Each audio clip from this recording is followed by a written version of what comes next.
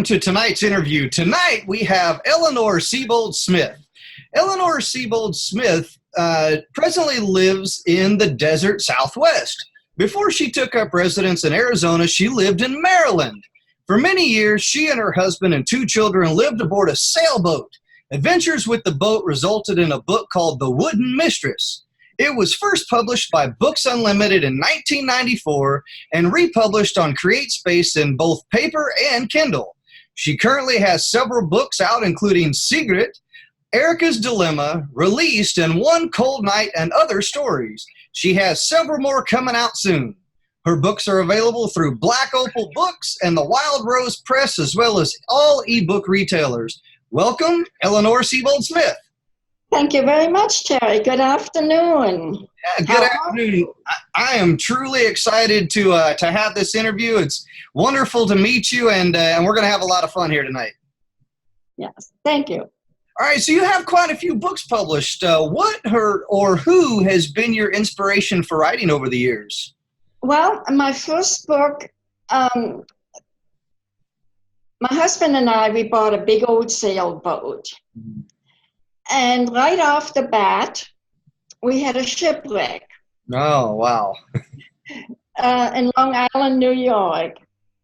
And what happened after that is, of course, the boat, 56-foot wooden sailboat, a yawl, washed up on the beach of Long Island on the ocean side.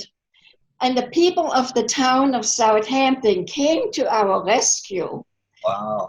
After the boat was on the beach for a week, it was launched back into the water.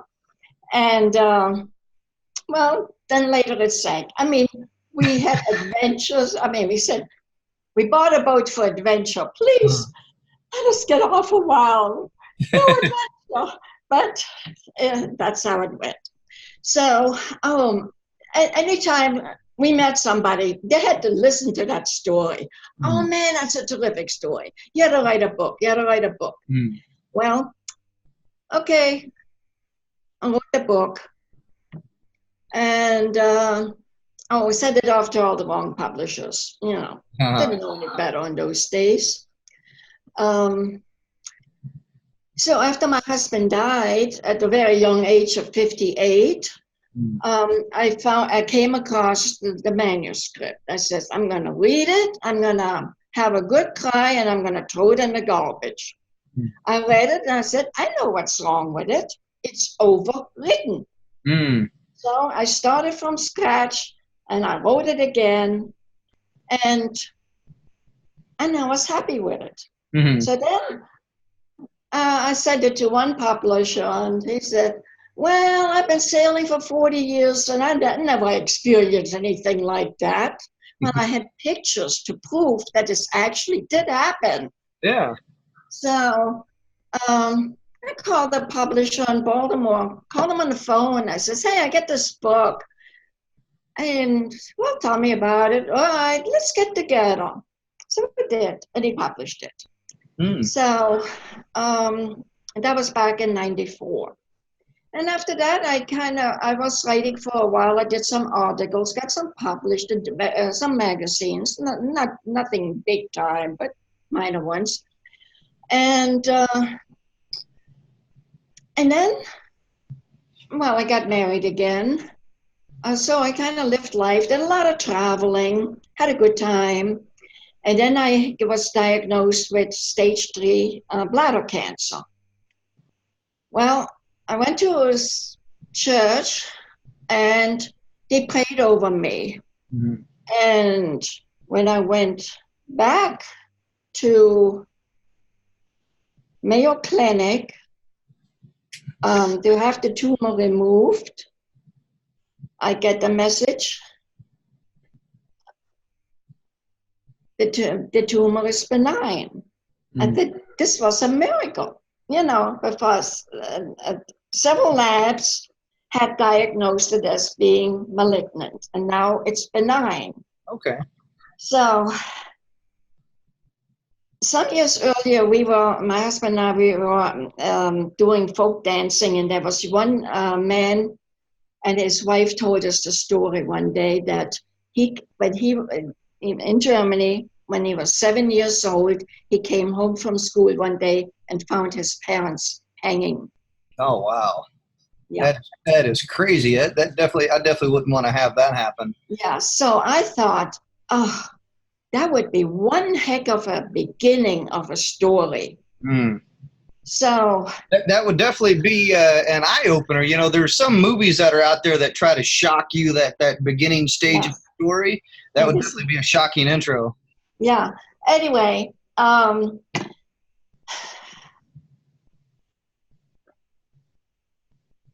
after I got that notice, it is benign. The first thought that came into my head, you have to write that story. Mm. So I made it a girl, and that's the one that's Secret. Okay. That's a great little cover, by the way. Yeah, and that's her name. And I did actually write myself into it, but not a secret, but as a minor character. I wrote about what it was like in Germany after the war. Mm-hmm. So I couldn't let go after that book was finished. Oh, yeah, and I took a writing class at a community college. Mm-hmm. And I told the teacher, I'm writing a novel. And he says, well, if you want, I'll read it. So he did read it. And he calls me in his office. I thought, okay, he's going to cut it down and all that. He says, all right, how many drafts have you done? First draft. Send it to a publisher. Mm-hmm. So that's really interesting. So you kind of hit on something right there. It's really kind of interesting how, a lot of authors or a lot of publishers or editors really kind of get bent on, how many words, or is this your first draft, your second draft, or what have you. I always found that kind of interesting. When a book is ready, it's ready. And that's based off of certain perspective, and it's even subjective for that matter as well too. So it's kind of interesting that you mentioned that. So after that was published by Black Opal Books, they accepted it right away, and then it took months and months, and then it came out. But I couldn't let go of the character, so I wrote a sequel to it, and this one deals with her aunt. Mm-hmm. And back in the 50s, I think 54, 55, over 1 million German prisoners were released from Russian prisoner of war camps in Siberia. They were released and they went back to Germany, and nobody had heard of them for all these years, over 10 years. Yeah. And some of these men came back and their wives had remarried and had new families and everything else. So Erika's dilemma, it starts out, Erika gets a letter from her dead husband. Mm-hmm. And so that's how it goes. It's a suspense, and it sounds like an interesting book. I know that a lot of books that are in that time, about Germany and a lot of the bad things that happened back then. I know there's a lot of really good positive stories that are out there. Within your book, do you cover a lot of like positivity within that, or do you cover any of the negative aspects during that period, or no? Oh, I do it at the positive, and also the romance, like in Secret. I mean, there's a romance of the aunt and all that, and the kindness of some people, and mm-hmm. And even I make the Gestapo man sympathetic. I mean, he's a cop. To begin with, who gets into the Gestapo, and at the end he kind of finds sympathy, and he finds what he's done is all wrong. Yeah. But then he commits suicide. Oh wow! So, within your books, it seems like there's a lot of opportunity there. So I love your genre. I love the time period that you have within your books. So what actually makes a story good? Especially during the time period that you've chosen within your books. What makes the story good? Well, I don't know. I just sometimes sit down at my computer and say, "Okay, I know the story's out there. Come to me," and I write.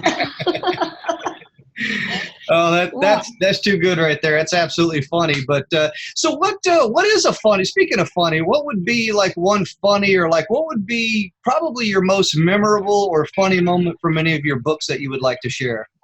okay. One time I was taking the citing class, and the professor says, write down an embarrassing or a moment or something in your life. Hmm. And I sit there and writing, and I start laughing hysterically. I start laughing in the class. I mean, I couldn't help myself. So I says, all right, you want to share it? Okay. Here, I'll tell it. I'm not going to read it to you. I will just tell you. Hmm. I was on a ship. I'm going on a cruise with my then gentleman friend. And it was a formal night. I was dressed in a long evening gown. And I suddenly get the urge to slide down the banister on the stairway. Hmm. So I'm sliding down the banister. When I get to the bottom, I flip over. I'm Uh, hanging there like a pig going to a luau. And can you picture just a I 50-something can. year old woman doing this? No, I can I'm just a absolutely little on see the it. I'm heavy right there with you. side. And then just then the captain walks by. Hmm. And in a very straight face, he looks at me and he says, good evening. And I go, good evening. You know, I, that is absolutely. I mean, it's embarrassing at the same time, but it's absolutely hilarious that you found light in a moment like that right there, especially during an embarrassing moment. And Yeah. you know, so often people could take a situation like that and turn it into a negative. But I love the way that you turned that into a positive. That was absolutely Oh, awesome. I got it in one of my, it's actually a short story published by, only an ebook by the Wild Rose Press called Love in the Golden Years. And it's dealing with that subject. However, in the story, I exaggerated the staircase. I mean, it's the grand staircase, and she's sliding down that. But Mhm. then she flips over, and the captain walks along. But before then, she was so prim and proper, separate cabins and everything. And Mhm. then after that, her tomboy is released and she invites her boyfriend into her cabin. Oh, how about that? That's not the end of the story, so that's just part of it. So, Okay. and So, that's called Love in the Golden Years, and it's only 99 cents. okay, that's awesome. That was a great story. Thank you for sharing that memorable moment with me. So let's shift gears here a little bit. Do you have any particular schedule or unusual writing habits that you would like to share? So, share your writing process with me. Sometimes I get up 4 in the morning and I start writing until about 7. But nowadays I have to get walking as soon as it gets daylight. Mhm. I do take my daily walk, Okay. so I get out, sometimes 5:30, and start walking. Well, that's very important to take care of yourself, especially, you get exercise first thing in the morning that gets your brain going, gets you energized and motivated and inspired to take on the day right there. So that's a great daily habit to have right there. Yeah. All right. So, And then yeah, I'm sorry. Go ahead. uh, another exercise I do, I dance with a group of ladies, Uh, and we perform. uh-huh. For mostly for older people in this area, Yeah. nursing homes and so. We do belly dancing. Well, Oh, that's then awesome. there's other groups in town doing belly dancing, so then we got into Hawaiian dancing. Uh, And then that wasn't enough. Then somebody says, hey, we're going to have a Roaring Twenties party. Do you think you could get up a Roaring Twenties routine? Course, we do a Roaring Twenties routine uh-huh. with all the costuming and all that. I mean, gosh. And So are there any major differences within any of the moves within any of those, or are they all well, similar? Hawaiian and belly dancing is very similar. Okay. And the Roaring Twenties, that's different again. But You shake your body too. They've got a dance called the shimmy, and then I Yeah. do the spin and do different things. And now we're also learning flamenco dancing. Very powerful dance for a woman. I mean, very powerful, and it seems like there's a bit of finesse in there as well too. Yes. Now, Oh yeah. so tell me, have you ever experienced writer's block whenever you're writing? Oh yeah. There's the times I thought, okay, now how I'm gonna go, and then sometimes, well, I'm a pantser. I don't do an outline. It doesn't work for me. Yeah. I sit down and then I find, oh, I need to know something about that. And then I look into it, I do the research, and then sometimes, oh, I can use that. Okay, so then the story takes a different twist. Mm-hmm. So if I write a block yet, I don't want to go. I don't feel guilty about not writing for a few days or even a week or two. I don't feel guilty at all. Yeah. And then when I get back to it, yeah, okay. Yeah, I know that there's a lot of authors that do kind of get bent out of shape about, I have to write so many words a day. All right, so there's some writing contests that are out there, like Nanowrimo, for example. Tell me a little bit about your experience with Nanowrimo. I've done it several times. I think 4 or 5 times. And I wrote one novel called Released. And it starts in humor, and I finished it. I wrote for, the idea was to write 50,000 words. I got my 50,000 words, and then 2 weeks later, I finished it. Okay. And that was the easiest book I've ever written. That went so nicely.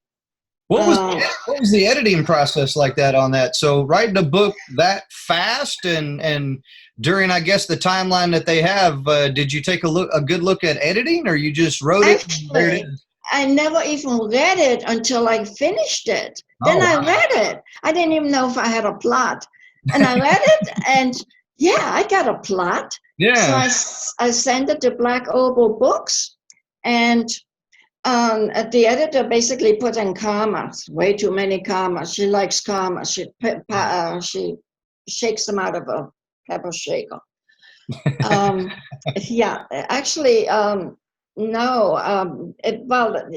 The lady, she went in a motorhome and she traveled throughout the country, and I've done that. So I went to places that I've been and the places I'm familiar with. So that was the easy part. So that was easy. Then another time at NaNoWriMo, I wrote a book called My Story Uncensored. And I just had it printed up, but I'm not publishing it. Oh, okay. So that's kind of a personal book then, right? Yeah, it's my life, and it would need some real editing. And I just wrote it, and I haven't even read it. Yeah, my sister did something like that, and I actually helped her get that book published. It was really a book about her life and everything, but it was really a poetry book. So she basically did a twist on, instead of writing it like a normal book, she wrote it in the style of poetry, which I thought was really interesting. So it was kind of a that's her kid. quite a feat. Yeah, so I thought that was really interesting that she really did everything in the style of poetry, and it was really a dedication to her kids and her family. All right, so tell me a little bit about the editing process. So you mentioned a couple of times that you basically write the books and you get them out there. Do you self-edit, or do you send your books off to anybody? No, I have a good friend. She is she's won major prize. And I have her read it first. Of course, I pay her because she needs the money. Writers they're not all rich like James Patterson. And yeah, she does. But really, in general, my books are first draft. Okay. Well, I mean, I suppose if you're a really good writer, that's all you need is a first draft, right? And I'm not a highly educated person. I'm a high school graduate. I took some college courses. I have no degree. I have no fancy letters behind my name. Mhm. So, so But you have a lot of great knowledge and experiences, though, and that's one thing that you can't. You can present that to people, but that's one thing you can't really teach is experience. And I think that's one of the great things that you have is a lot of great experiences that you can share within your books. that's true. I'm a certified scuba diver. I did a lot of sailing. I sailed across the Atlantic Ocean on a 40-foot boat. And so, yes, I do have a lot of experience, and I have traveled quite a bit. And that's one thing you absolutely cannot beat right there. So speaking of like traveling around and this, that, and the other, do you participate in any book events? Like, have you gone to any book signings or networking events or anything like that? Oh, yeah, I have gone to some conventions, like in Las Vegas. And I know one time when I was living in Maryland, I went to some book events in Washington, D.C., No. But and signings, well, we have a crafting organization, and we have big some fairs, and people put out their handmade items and things like that, including authors with their books. Mm-hmm. So that's what we do, and Well, gaining visibility is tough, getting out and about and going to book signing events or bookstores or any places like that, it can definitely it can definitely be draining, but at the opposite end of the spectrum, it can really be fun and exciting as well too. So, so tell me about, like when you go out to some of these events, do you have any book swag? Do you have like any keychains or bookmarkers or anything like that yeah, I do have bookmarks.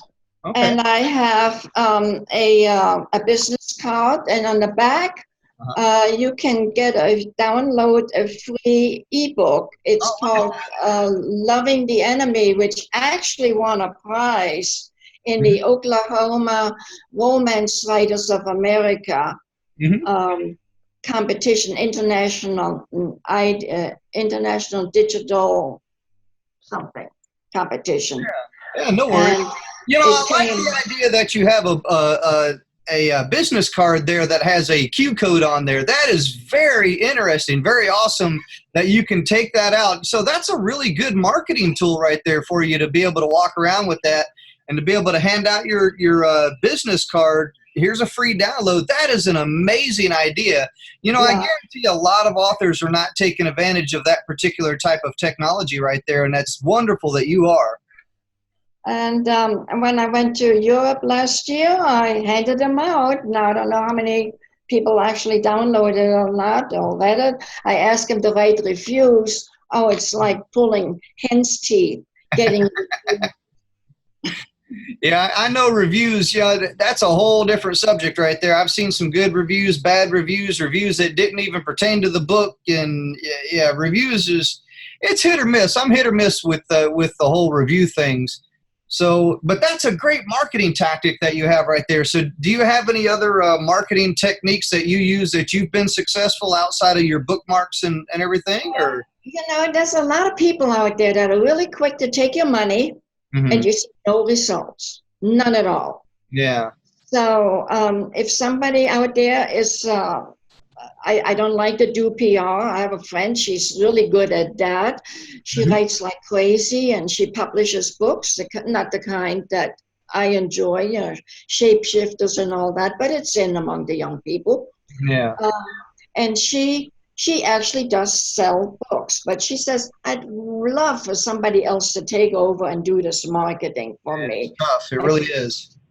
But she knows how to do it. She knows all the buttons to push. Me, technologically, I'm in the last century, or before that even. That's why I write historic novels like French Revolution. I understand the technology from those days. Yeah. Yeah, it's really tough. I mean, there's a lot of opportunities that are out there, especially with like having a website, social media, having book swag, going to networking events and so on and so forth. I know that, it can really be overwhelming to someone. I know I've participated in a few things like that, and once again, it's hit or miss. You know, it's really kind of who you know, who you network with, and you know, and there's so much more behind it as well too. So you have basically you have ebooks, you got print books, you got audio books, but not for everyone. Do you have any plans on getting audio books for your for the rest of your books? No, no, really don't. I financed the audiobooks. The first one, I mean, it cost like $1,200 or more. That's a lot. Yeah, and you know, sales suck. Yeah. And the Love Strangers Challenge, that is also an audio, but yeah, I'm not, you know, I'm not marketing. Now, if anybody listening, if they are good, honest, decent people that would like to help me in marketing, they can contact me and quote me what would they do and how much would they charge. And if I feel like it's a reasonable offer, then, you know, just don't take the money and run, and I'll never see any results. Yeah. We'll talk about a little bit about that after the interview. I got some things that we can talk about. So what are your thoughts on? So we was talking about like word count and writing books. You know, we talked about NaNoWriMo. What are your thoughts on page count and word count? So how do you know when a story is done? Do you just know it's done?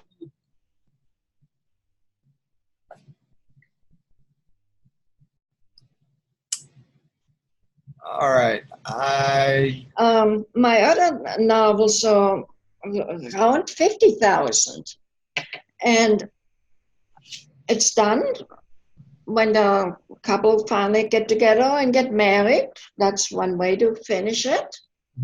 And I think nowadays, if I was a kid nowadays, I would be diagnosed with ADD. So I have a little attention deficit.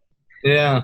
And I got my thoughts about attention deficit disorder. You know, it's just not giving enough attention to someone. But I guess people. I don't like books that get too bogged down and deal details and like Tolstoy and stuff like that.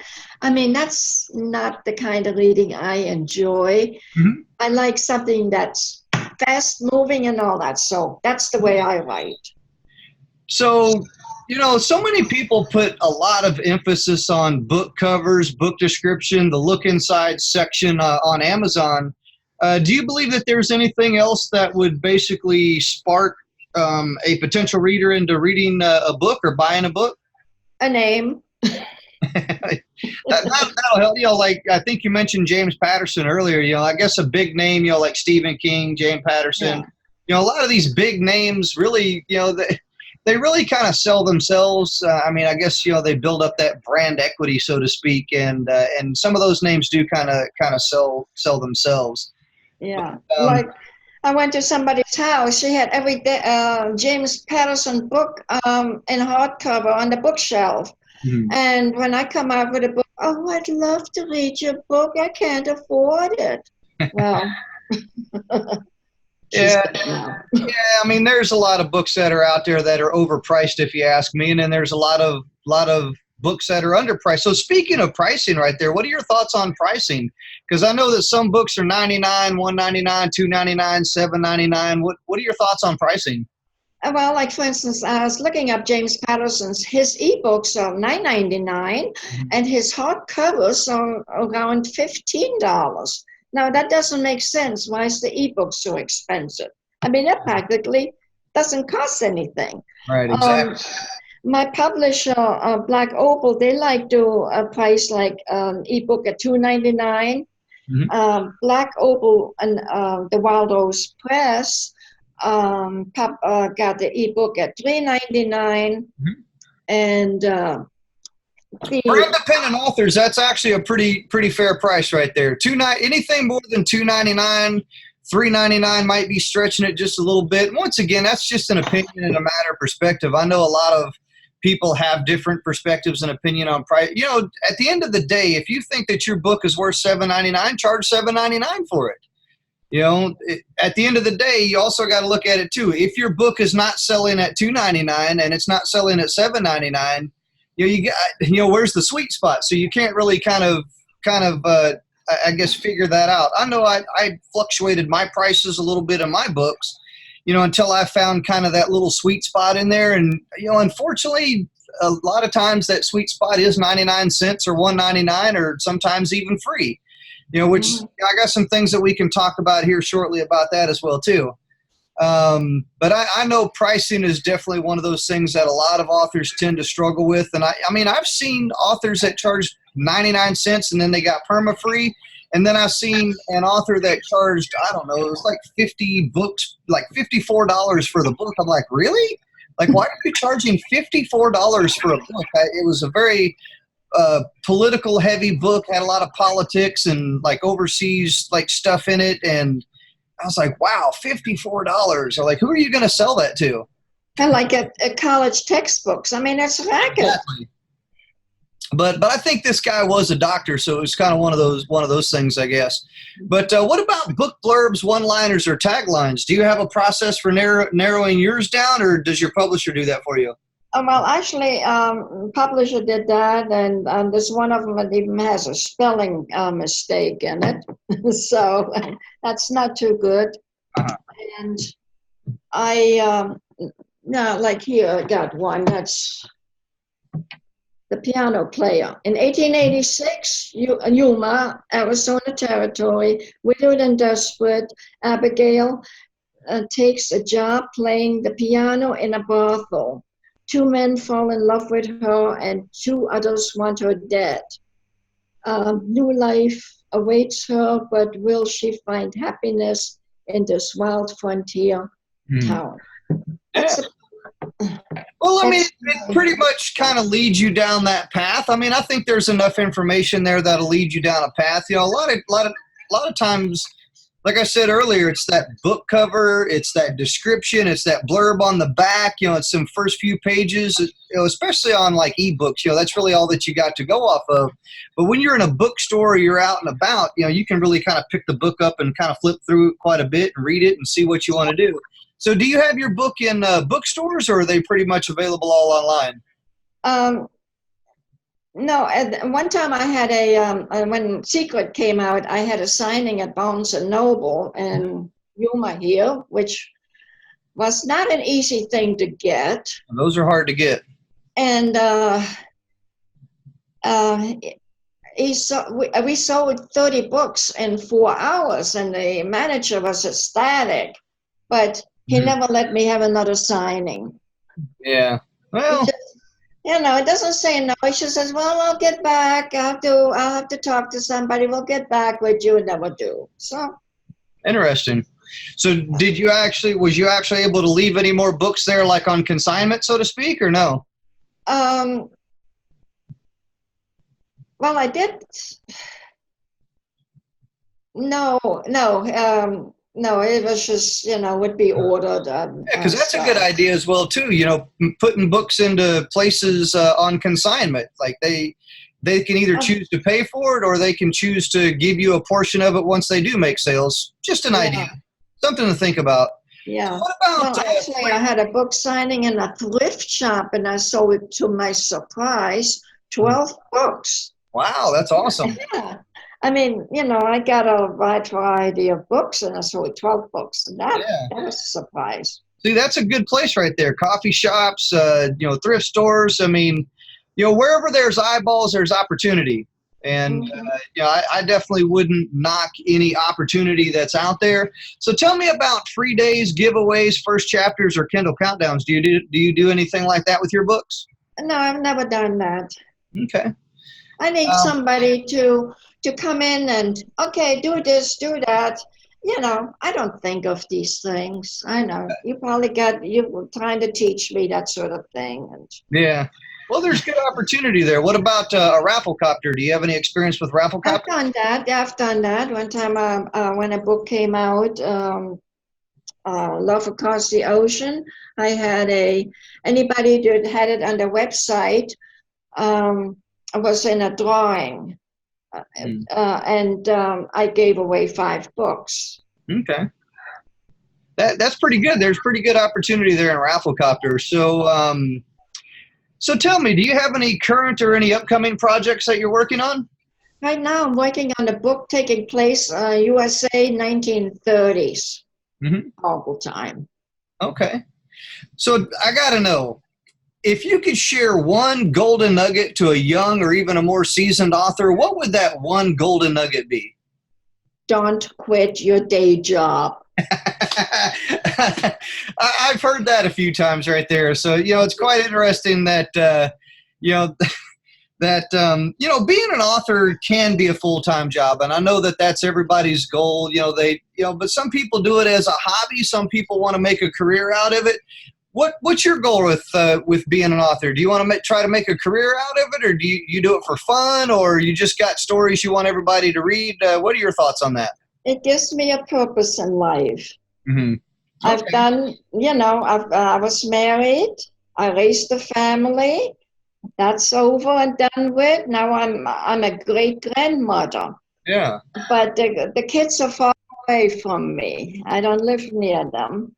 It gives me a purpose. That and the dancing, that gives me joy too. And also socializing. I belong to the Red Hat and all that. So, and some clubs. Yeah. But that is absolutely awesome. Well, Ellynore, I want to thank you for joining me tonight. It was an absolutely wonderful interview. I mean, you have an amazing story. You have several great books, and I just want to thank you for taking time out of your day to share some of your knowledge, your wisdom, your experiences. They definitely sound like you had some really good experiences, especially the one there where you're looking up at the captain. That was a great story right there. Thank you. Thank you for sharing your stories with me tonight.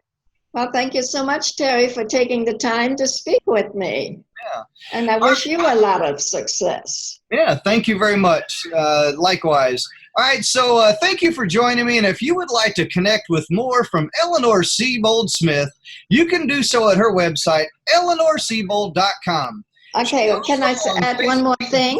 I have 3 websites, Ellynore Smith, Ellynore Seybold Smith, and Ellynore Seybold. Now my author name is Ellynore Seybold, but it started out with Seybold Smith. So we're confused. So I'd like to, if somebody requests to be my friend, good. If you're a man, let me know that you're an author, because I get so many requests from catfishers. Yeah, sometimes I lead them on. Right there. I know what you mean by that, but I get it. All right, so I'll make sure that I'll have all the links to your websites, your social media below the video here once everything is live and posted. Once again, thank you for joining me here tonight. And until next time, keep writing that next bestseller, and I'll see you in the next video.